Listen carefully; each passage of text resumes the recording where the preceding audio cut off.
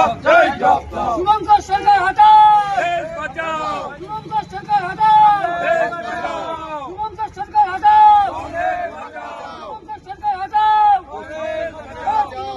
শুভঙ্কর সরকার হটাও।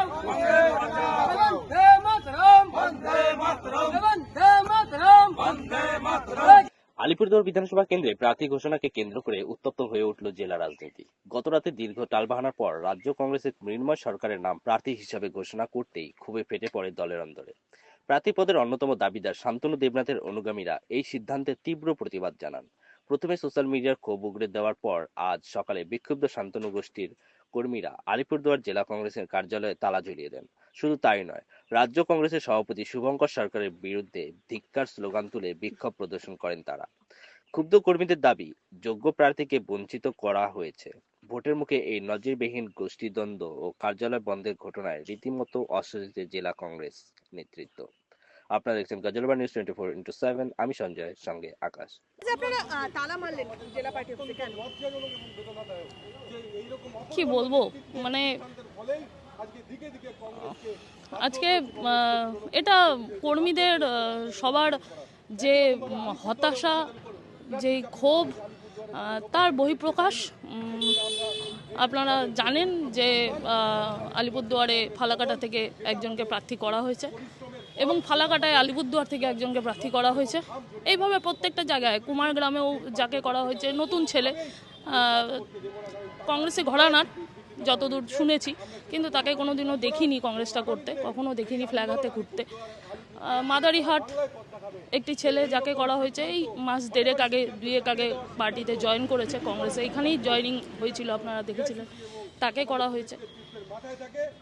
রইল বাকি কালচিনিতেও আমাদের মনে হয়েছে যাকে করা হয়েছে তার থেকেও ভালো ক্যান্ডিডেট আরও ছিল, আরও এর আগেও যিনি দুবার কন্টেস্ট করেছেন তিনি ছিলেন। এবং মানে খুব দুর্ভাগ্যের যে যাকে ক্যান্ডিডেট করা হয়েছে, আমরা গত পরশুদিন দেখেছি ঠিক তার ওখান থেকেই একজন পঞ্চায়েত সদস্য, আমাদের সদস্যা, তিনি দল ছেড়ে দিয়েছেন, অন্য দলে জয়েন করেছেন। তো এই সবটা মিলে একটা ভীষণ হতাশা কর্মীদের ঘিরে ধরেছে। হ্যাঁ, সেটারই এটা বহিঃপ্রকাশ। আমরা চাইছি, এটা আমাদের তো দেখুন, আমাদের হাত পা বাঁধা, আমরা তো দিল্লি অবধি গিয়ে পৌঁছতে পারি না। আমাদের খবরের মাধ্যমে বা আপনাদের মাধ্যমে বা আমাদের লিডারশিপের মাধ্যমেই আমাদের দিল্লিকে বার্তা দিতে হয়। এবং আমি যতদূর কংগ্রেস পলিটিক্স বুঝি, যতদূর জানি, যে আমাদের জেলা থেকে নাম পাঠানো হয় প্রদেশ থেকে নাম যায় এআইসিসি, সেইভাবে সেটা ডিক্লেয়ার হয়। তো সেই জায়গা থেকে কোনোটাই গণতান্ত্রিকভাবে হয়নি।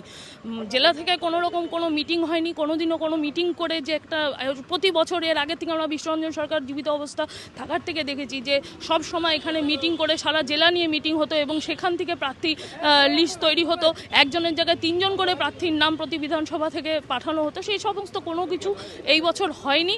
নিজেদের মতন করে, নিজেদের মন গড়া, যেখান থেকে যাকে মনে হয়েছে দিতে ইচ্ছে হয়েছে তাকে সেখানটায় দিয়ে দিয়েছে। এইভাবে একটা হওয়ার পর প্রদেশ থেকে তারা এইভাবে কিভাবে কোনো রকম কোনো অবজারভার আসেনি আলিপুরদুয়ারে, যেখানটায় প্রত্যেকটা বিধানসভার জন্য আলাদা আলাদা করে অবজারভার নিয়োগ করা রয়েছে প্রত্যেকটা জেলার জন্য। তারপরেও আলিপুরদুয়ারে কিন্তু কোনো রকম অবজারভার আসেনি, যাদেরকে ডিস্ট্রিক্ট ওয়াইজ করা হয়েছিল তারা আসেনি। এইভাবে কিভাবে এটা করে ফেলতে পারলো সেটা আমাদের ধারণার বাইরে, আমরা বুঝতে পারছি না কি হয়েছে। সেই কারণেই আজকে এটা, যে এর মাধ্যমে আমরা চাইছি যে এই প্রার্থী যাতে বদল করা হয়। প্রার্থী ঘোষণা বাকি ছিল, কালকে রাতে প্রার্থী লিস্ট বেরিয়েছে এআইসিসি থেকে। সেই লিস্ট দেখে আমি যেটা বুঝতে পারলাম যে এখানে যোগ্যতার কোনো দাম নেই, এখানে পরিশ্রমের কোনো দাম নেই, এখানে সততার কোনো দাম নেই, এখানে টাকাটাই হচ্ছে মূল কথা। এখানে পুরো টাকার বিনিময়ে টিকিট বিক্রি হয়েছে সারা পশ্চিমবঙ্গে, যেটা ইতিহাসে কখনো হয়নি। যে প্রদেশ কংগ্রেস দপ্তরে হামলা, যেটা আমাদের কাছে লজ্জা। আমরা দেখছি জেলায় জেলায় বিভিন্ন জায়গাতে কংগ্রেস দপ্তরে হামলা হচ্ছে, এটা আমাদের কাছে অত্যন্ত বেদনাদায়ক। যে এইরকম নেতৃত্ব যারা টাকার বিনিময়ে টিকিট বিক্রি করে দিচ্ছে, তৃণমূলকে সুবিধা করে দিচ্ছে, সেই জায়গায় দাঁড়িয়ে একজন কংগ্রেস কর্মী হিসাবে আমাদের প্রতিবাদ জানানো উচিত। এবং সেই জায়গা থেকে দাঁড়িয়ে আজকে আমরা এখানে প্রতিবাদ শুরু করেছি। এবং আলিপুরদুয়ার জেলার 5টা ক্যান্ডিডেট পরিবর্তন না করা পর্যন্ত আমাদের এই প্রতিবাদ চলবে। টিকিটের দাবিদারিতে আপনি ছিলেন?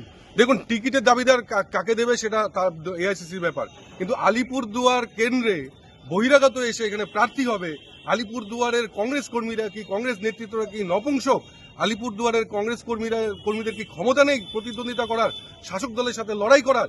আমরা সারাটা বছর এখানে পরিশ্রম করেছি, লড়াই করেছি, কেস খেয়েছি, মার খেয়েছি, টাকা পয়সা খরচা করেছি। আর এখানে এসে বাইরে থেকে প্রতিবার এরকম বাইরে থেকে ক্যান্ডিডেট চাপিয়ে দেবে আমাদের উপরে, এটা হতে দিতে আমরা দেব না।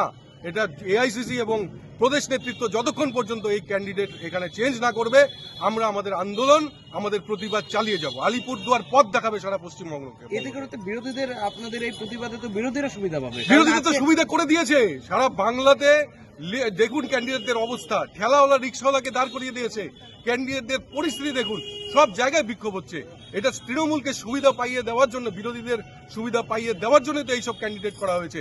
জেলাতে কোনো মিটিং করা হয়নি। জেলার আমি একজন কাউন্সিলর, বিরোধী দলের এখানে আমি কাউন্সিলর, আমাদের সাথে কোনো যোগাযোগ করা, আমাদেরকে ডাকা হয় না পর্যন্ত, মতামত না হয় না, কোনো মিটিং ডাকা হয়নি। এখানে যুব কংগ্রেস রয়েছে, এখানে অন্যান্য মহিলা কংগ্রেসের নেতৃত্ব রয়েছে, অন্যান্য শাখা সংগঠনের নেতৃত্ব রয়েছে, কাউকে কোনো রকম ডাকা হয়নি। পুরো অন্ধকারে রেখে এখানে প্রার্থী পদ ডিক্লেয়ার করা হয়েছে।